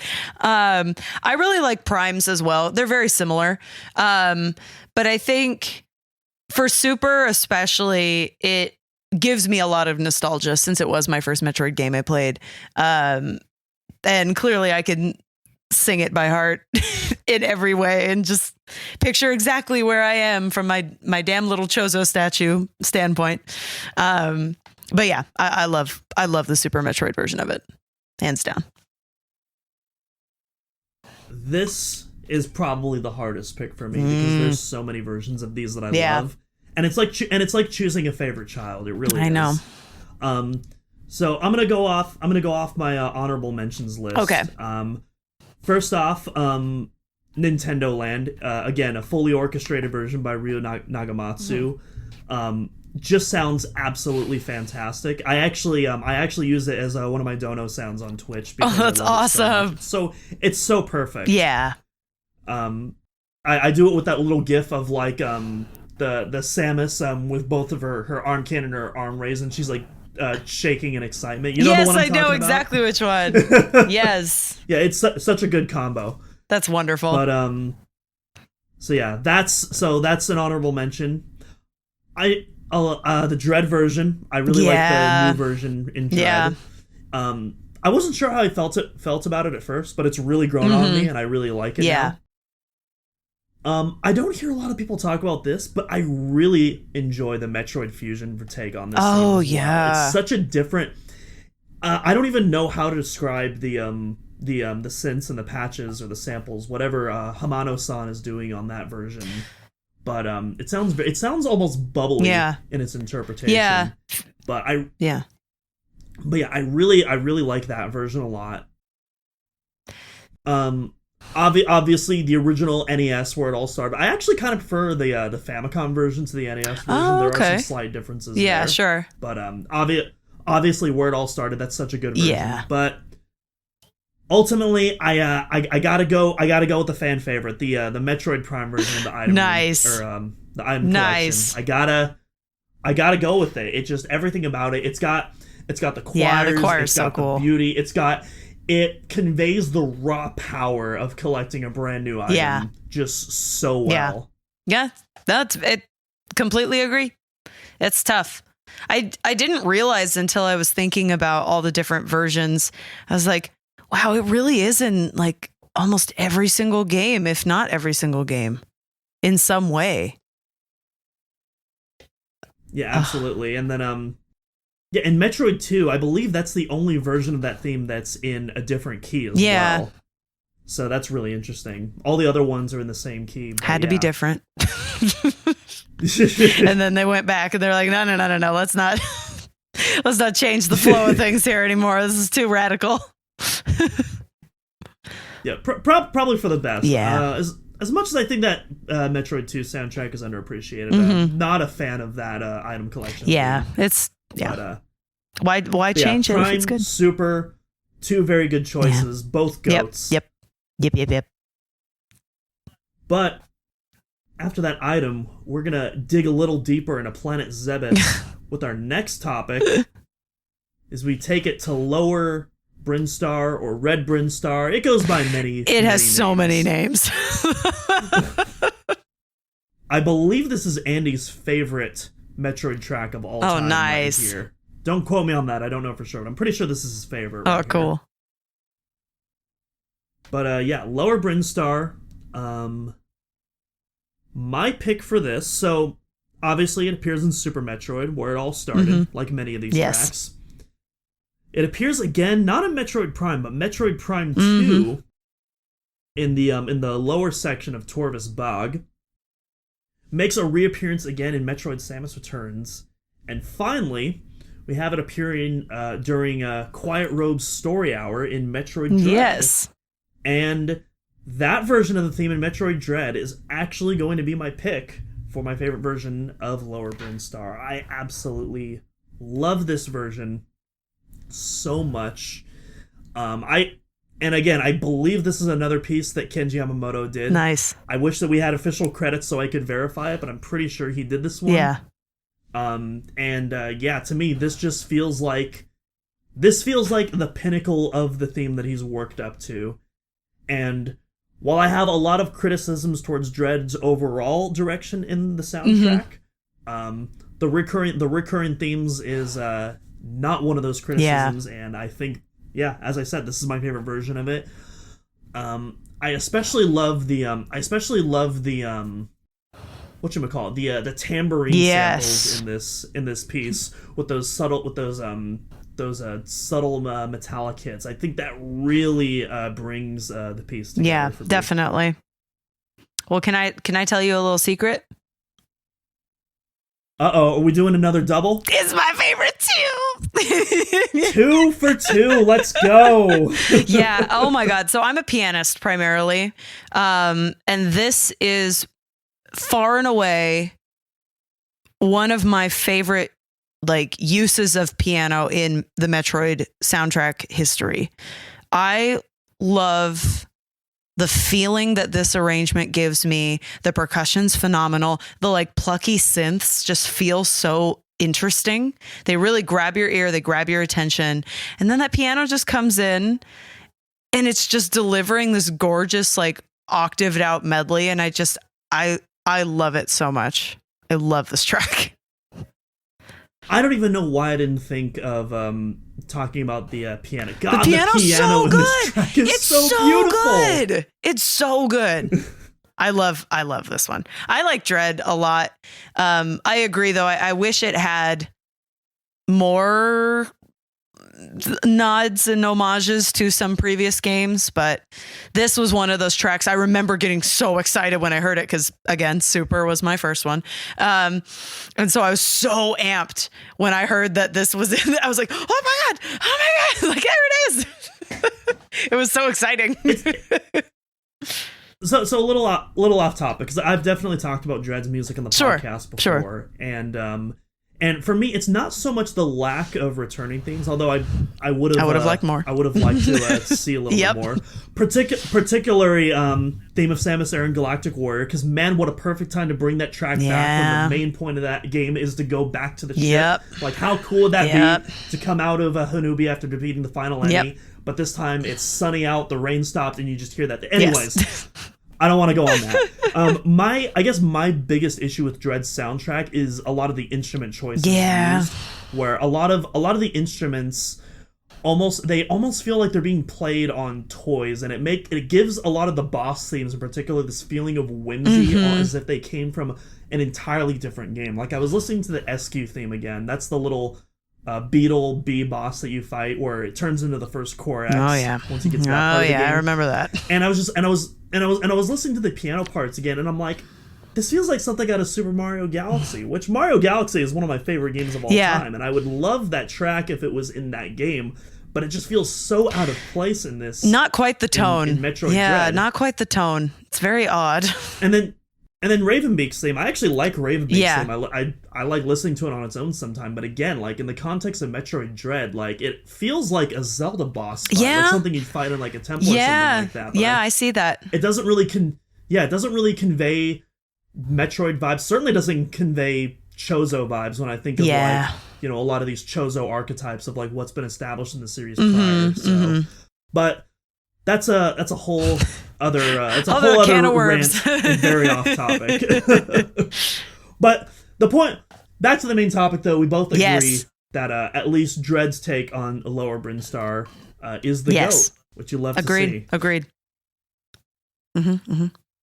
We're starting to approach the end game now with our next piece. A part of me was considering putting this in the bonus category because it's more appropriate, but the pick that I chose I really want to talk about. So you know what? I decided, you know what? We'll keep this in the main category.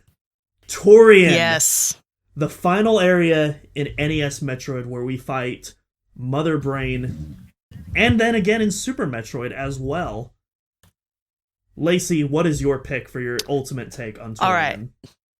So, for reasons that remind me of that kind of Ridley Scott cinematic feeling, my favorite take on it is Zero Mission. I really like, I don't even know what kind of synth it is. I should probably know this because that's what I do, but it's only my job. It's fine. You know? It's fine. There's sometimes that it actually is a good thing sometimes when I'm not overanalyzing something, because that means I'm just listening to it and enjoying it. And I'm like, oh, wow, I catch myself all the time. But anyway, this is one of those. Tourian is such an ominous, at least in the Zero Mission arrangement, it's so ominous feeling. It just has this presence about it. Another one of those kind of what's coming sort of feelings to the track itself, to the area. And like, I just really love how Zero Mission captures kind of like the minute you start and enter the area and like you feel this kind of like, what's going on? Like the synths just feel very like dissonant, and they're kind of building into like, I don't know, this multi-texture air. I don't know. I really enjoy all the different arpeggiated patterns in the Zero Mission arrangement because they feel very spacey to me in the best way.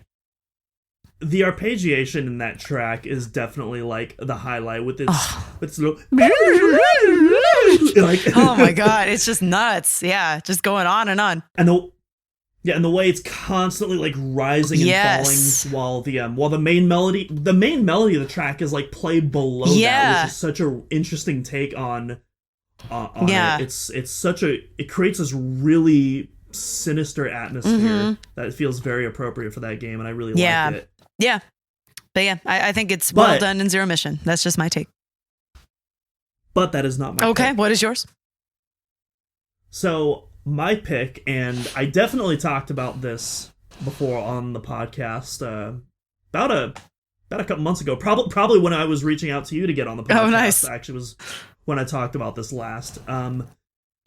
This is the most recent version of Tourian, which appeared in Metroid Samus Returns, which does not appear in Tourian, because Tourian does not exist on SR388. Yeah.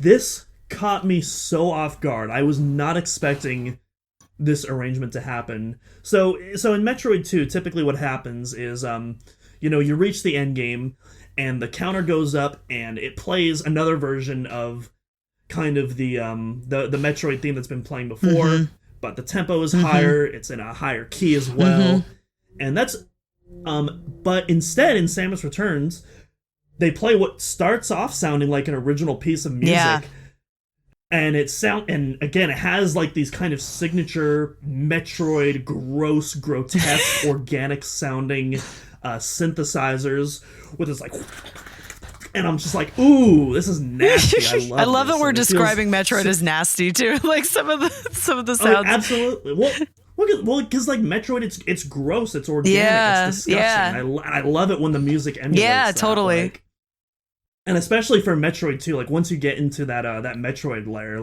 it's perfect for that. And then, so it does its little intro, and then all of a sudden you hear just these very low bass notes, and I'm so happy that when I played this game for the first time, I was using a surround sound headset. Oh my god! So I got the full effect of it, but you hear that slow, and I was just like, no way, no way, is that what I think it is? Sneaking in, and then it does it one time, and then it just hits you with that full assault, just going in with all the synths, raises it up a couple of octaves, and just, oh man. God, I love that theme so much. It might just be my favorite track from well, actually no, I'm not gonna say it's my favorite track. That still goes to Chozo Laboratory. Oh, sure. That's such a cool piece of music. But like this is just such a good arrangement. And such an underrated piece too, because nobody thinks of it when you think of the Samus Returns soundtrack. It's usually Chozo Lab or like the new Surface of SR388 theme or the title theme or something like that. But yeah, I love this version of the Tourian.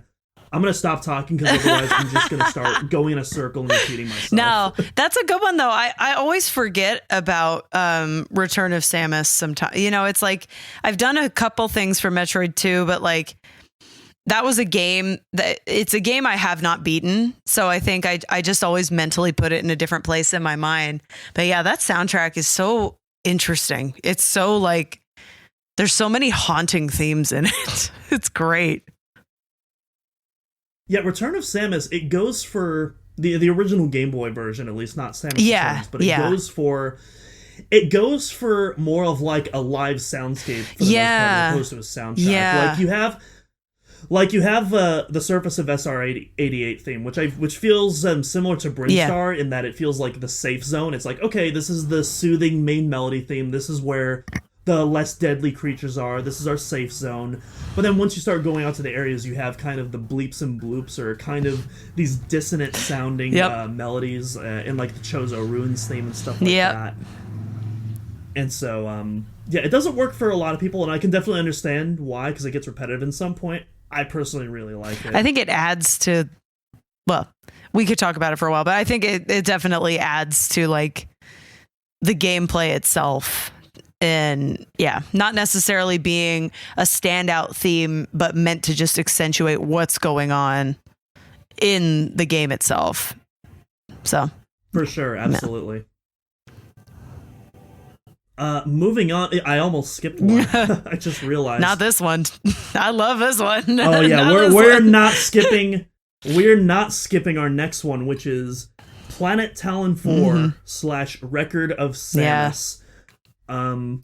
One of not necessarily the first theme that you hear in Metroid Prime, but it's one of those first major melodic themes that like really sticks out to you, and it's a real tone shifter as well for a lot of the music that's in the game prior to that on the Frigate Orpheon. Yeah. And so my pick for this is going to be just that first touchdown on Tallon 4 is such a magical moment in gaming as a whole, not just Metroid. Yeah. And in large part, it's due to that theme, that gorgeous theme, which is very clearly inspired by Brinstar. Yeah, I would agree. It has a lot of very similar chord progressions in both tracks. Yep. A lot of very similar structures being implemented. Yeah, there. Definitely. And yeah, I love. God, I think what really brings us over to me is again those signature Kenji Yamamoto choirs. This time, really. God, I am. The music terminology is blanking on me right now. When you're doing choir and you're singing in a really high register. Oh yeah, the falsetto. Like high voice falsetto. Not falsetto, but like there's whistle tones. There's bass. There's soprano. Tenor, there's soprano, and then there's something else. Oh. Either way, it's these yeah. high register. It's these high register vocals sounding that appears in the last fourth of the track that brings it into the final verse, and that's the moment that like brings a tear to my eye every time I hear that. It's such a beautiful piece of music, and it's this one piece that doesn't highlight the danger of the world. It's just there to highlight the beauty of the nature of this world, of all the fauna and the alien life, and it gets me every time, man. It's such an iconic piece of music, and for good reason. So literally ditto. I love this piece. I love this piece so much, and it is such it's such like a magical piece of music. And I would love to, I haven't actually heard anyone successfully cover this vocally. I would love to. I want to hear someone get all the way up there. I'm not about to try it. But like my voice definitely isn't getting up there. No. But I know someone can. I know a lot of sopranos out there, so I'm sure they can. This piece is just genius. Literally very much everything you said. It's like a moment of calm, a moment of wonder, setting the scene, like creating this image and impression on the viewer and the player of what Samus is seeing, and kind of being like, what on earth, where are we? We're just creating this, like, this is unfamiliar. This is new. And then also just to kind of piggyback on it, I really also enjoy the Tallon Overworld theme too, which takes these elements and kind of makes them rock-esque a little bit too.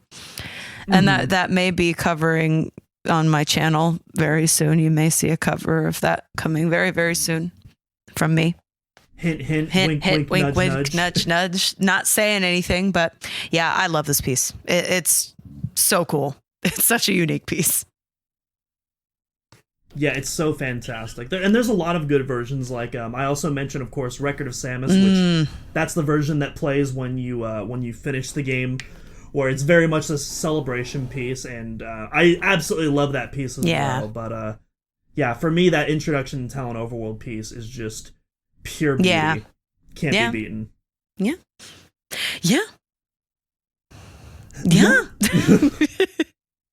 Yas. Anyways, our next piece, and I have a feeling that we're both going to pick the same one for this next one right here. So we have Standard Norfair, and there's only been three versions of this.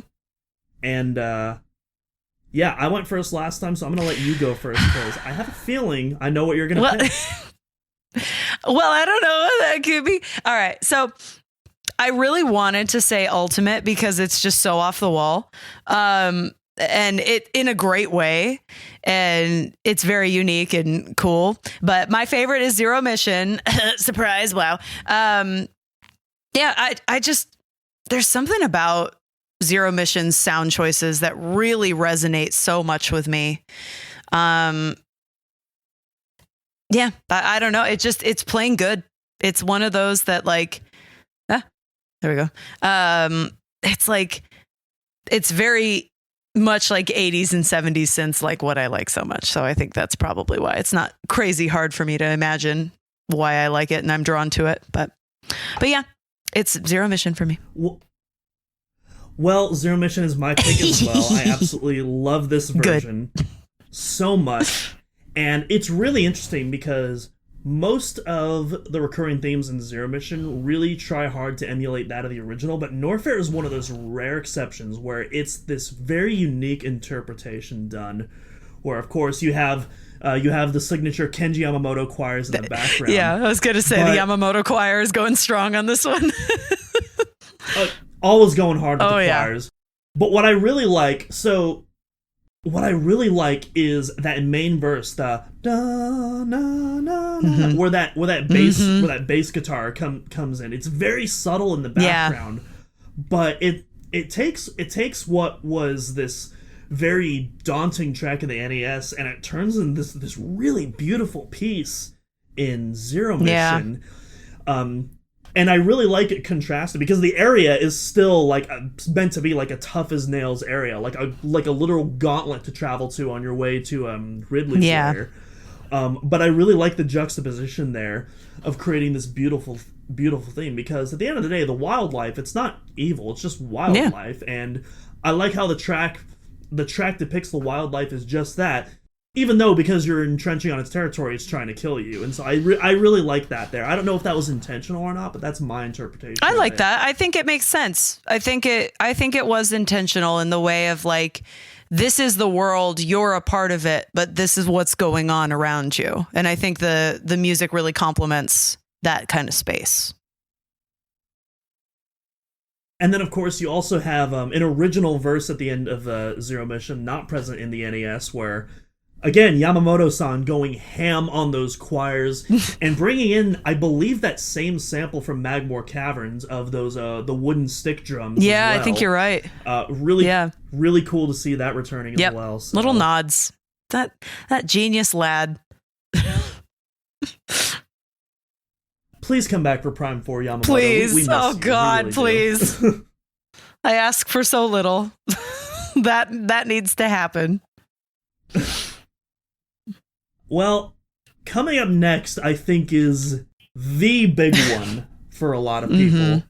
Definitely, it's a shame our boy Dak couldn't be here today, because he would have. I'm pretty sure he would have loved to have his thoughts on this. He's a huge Ridley fan, and we are talking about just that, our favorite rendition of the Lace Screed theme. As you dubbed it earlier. Well, the internet was kind and gave that name to me. So there it is. So again, not much that needs to be said here. It's appeared in the vast majority of Metroid titles, but my pick, despite the wonderful, actually, I think much like the item collection thing, I think we should talk about some honorable mentions. So obviously we got to talk about the Super Metroid version where it all started. Originally composed by Minako Hamano. Absolutely iconic piece. Originally meant to be just a generic boss theme for half the bosses in the game. And then kind of from Fusion onwards, just recontextualized as Ridley's main theme there. Speaking of which, the Fusion theme. Oh, yeah. The first time that that the tempo of this theme was slowed down. And I really like that, along with kind of these Parasite sounding patches that finish off all of the measures, that kind of little those things. Absolutely love those present in the piece. Obviously, you got to talk about Meta Ridley from Metroid Prime. That's probably, I think, the most iconic version of this theme. It's a good one. Is the Meta Ridley theme. And you also have some original verses incorporated in there as well. All three of the Samus Returns Proteus Ridley themes are so good. I love those themes to death. But My favorite Ridley theme, Super Smash Bros. Brawl vs. Ridley by Yusuke Takahama, which I've talked about before on the podcast. We were talking about the order of our favorite Metroid stages. This is my all-time favorite Ridley boss theme. I like it even more than the Ultimate version, also done by Takahama-san. And but yeah, it's again that perfect marriage of guitars and synths. It conveys just the ferocity of Ridley in general. I love the original verses that incorporates. It has a breakdown section, which I'm a sucker for breakdowns as a fellow metalhead. So awesome. You put in a breakdown, and like that's automatically going to raise the letter grade a notch for me. So yeah, versus Ridley, Super Smash Bros. Brawl is my pick. Lacey, what about you? Kind of similarly, my favorite is the Ultimate version.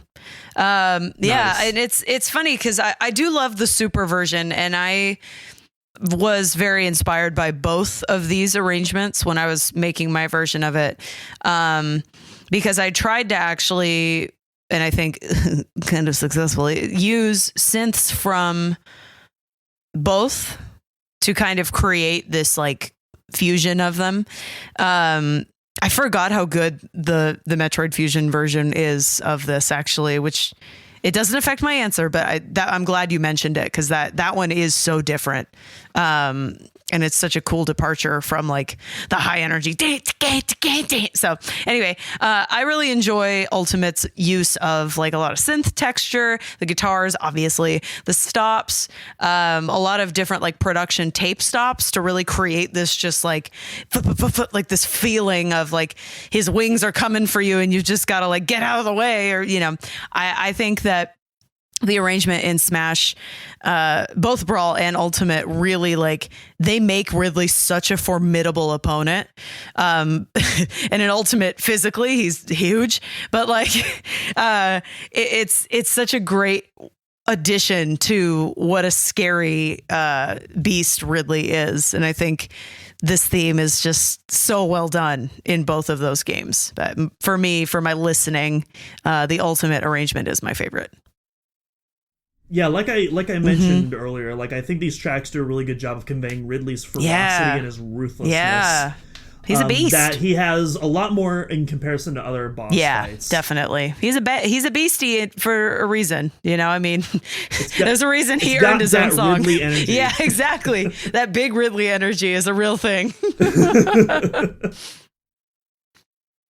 But yeah, we're starting to approach the end here. We only got 2 more songs here on our list of main topics, and we're also starting to approach the 2-hour mark in our podcast. I'm not sure if this is the longest podcast we've ever done, but it's definitely getting up there. Well, we had a lot of material to cover here. This is extensive. This is not just like, favorite song for Metroid. Boom, there you go. It's like we're going through. We're in the nitty gritty here. So if you're far with us, you're as dedicated as we are to these soundtracks. So it makes sense.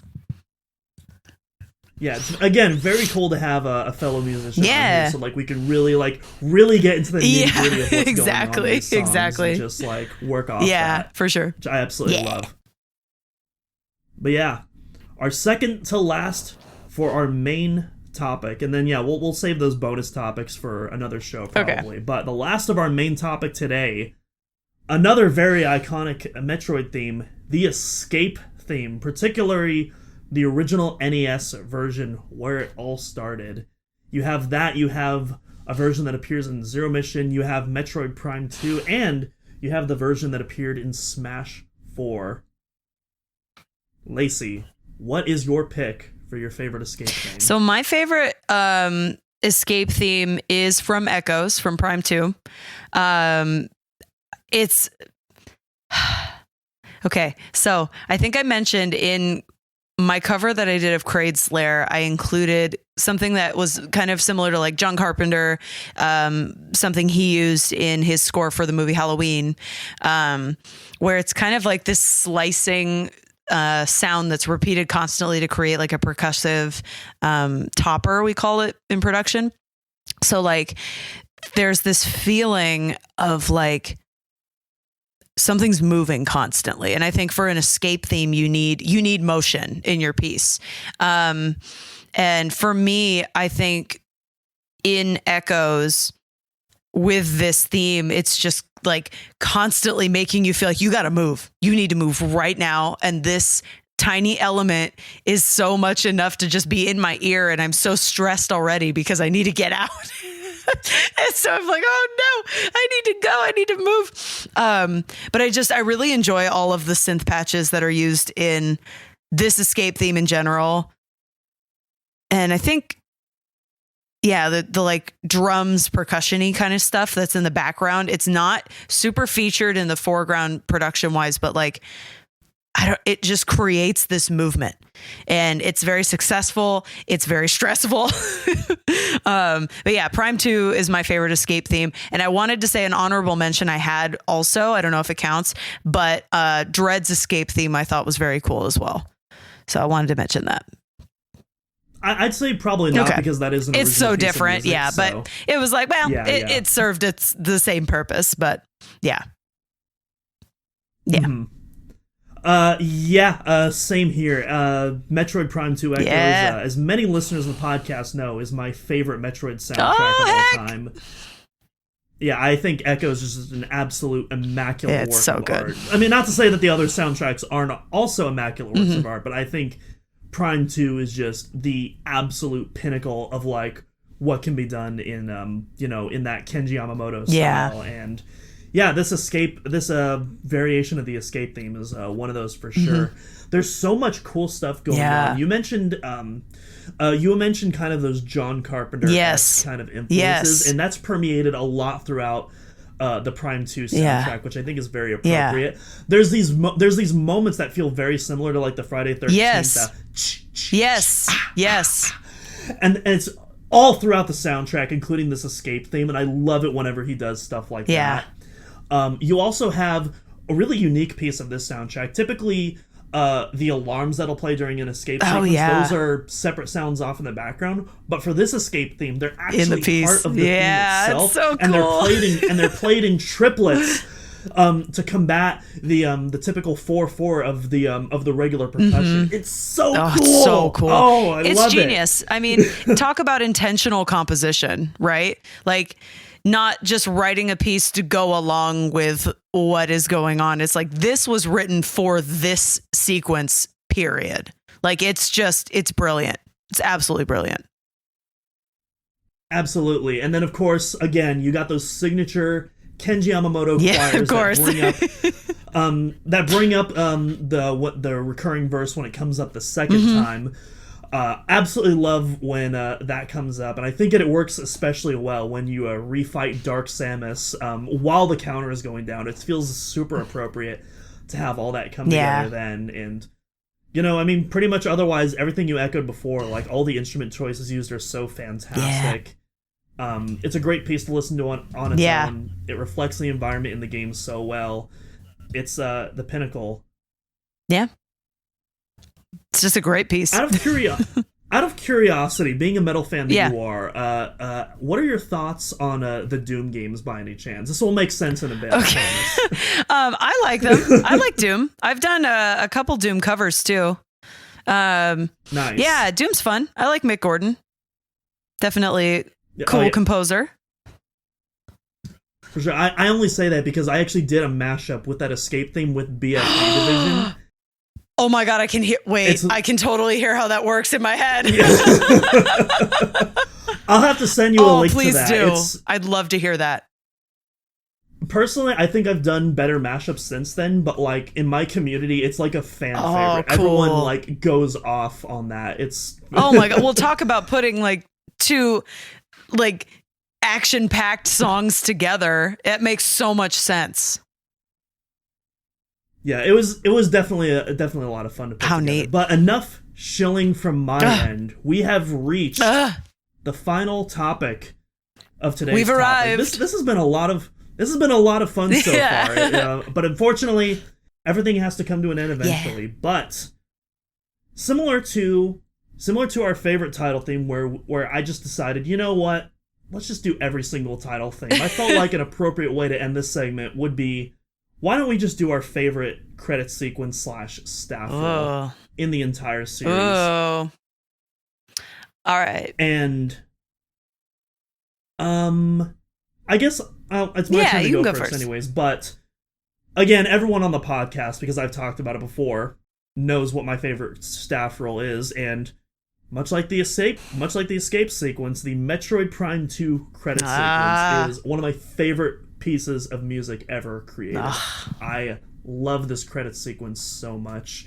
Everything about it, from the main motif of the Luminoth theme that comes at the end of the verse, to those these almost robotic Vocaloid synths reused from the Quadraxis boss battle theme and the Sanctuary Fortress themes, all coming together with the percussion from Torvis and Aegon. It feels like this beautiful mending of all of the areas that you visited in one cohesive package, and it's just such an incredible composition altogether. Again, shout out to Kenji Yamamoto going ham on those choirs. Yep. I also really love his choice of hi-hats on this track as well, especially with how that little hi-hat pattern that introduces the song. Oh man, I mean, I've talked about this multiple times before, so I will just throw it over to you, since I'm pretty sure our listeners are sick and tired of me talking about this track over and over again. Echoes is a phenomenal soundtrack. I absolutely hear that, and I mean, it's so cool that the staff roles, the credits, are always so particular. Mine is a little, I mean, it's not surprising if you've heard my album, but mine is Super Metroid. And I would say what made this ending stand out to me so much was just how, like, emotional it made me feel. Similar to how Prime 2, and I mean a lot of the games as well, but they always bring forward all these themes, motifs, sequencing them to create this new feeling or this like impression that you get in the credits to remind you of the journey that you've just had. And I think the staff role in Super does that so beautifully. There's so many themes that are completely rewritten and have a major tone to them, have a minor tone to them, have an atonal feeling all of a sudden. The opening Metroid has this new life as a full break breath section before we get back to the theme of Samus once again. The theme of Samus is throughout the whole piece in general, but like for me, it feels like mission success. You get through it. You've come so far. You've beaten all of these creatures. You're still figuring out what's going on for you, but you feel victorious for the moment. And then there is that moment where the Metroid main theme comes in, and it's not happy. It's not sad. It's a moment of remembrance, I think, for Samus. And then that's when her theme fully kicks in its traditional sense and ends in this way where you feel it and you know there's still work to be done. Nothing is complete. We still have questions that need answers. And it's so beautifully a mix of orchestral elements, synthesizer elements, and choral elements, of course, because Yamamoto's work is everywhere. But it's just, I love that piece. I spent a lot of time listening to all of the elements of that piece in particular. So you brought up the choral elements, and this is actually really interesting. So despite the fact that Yamamoto composed a theme of Samus, which also first appears in this game, the credits sequence is actually done by Minako Hamada. Even better. Who adapts. Yeah, so incredible. The dream team working together. What an amazing team. The two of them. Jeez. Just insane. It's insane. I mean, I would only hope to write music that is so creative. I mean, they literally created these worlds, characters, feelings, and like unease that so many composers could ever dream of doing. And there's so many elements that speak to their style that is just like, if you're at all familiar with the Metroid music, you're like, oh yeah, I've heard, this sound or that sound. And it's like, yeah, that's literally this person's vision that has continued for years, decades, I mean, it's genius. I love it. Yeah, it's incredible. And one thing I really like about the Super Metroid staff roll, something that the Metroid games used to do, but you don't really see a lot anymore, but it's this feeling of triumph and satisfaction at the end of the game. That was one thing that Hirokazu Tanaka wanted to convey in the original NES credits, where, after, diving deep into this planet, scouring all of these, biological and mechanical horrors, you come out on top and it's like, the nightmare is over, here is your song of peace. And, you saw that in a lot of early Metroid titles. But you don't really see a lot of that anymore, and sometimes I like it, again, with the Echo scene, where I think it fits there. But yeah, there's other times where I feel like a triumphant theme like that could really, really benefit it. It's one thing I actually really like about Corruption. Yeah. It brings that old trope back with that gorgeous credit theme, which is also, I think, a good runner-up for this. Agreed, well. For me as well.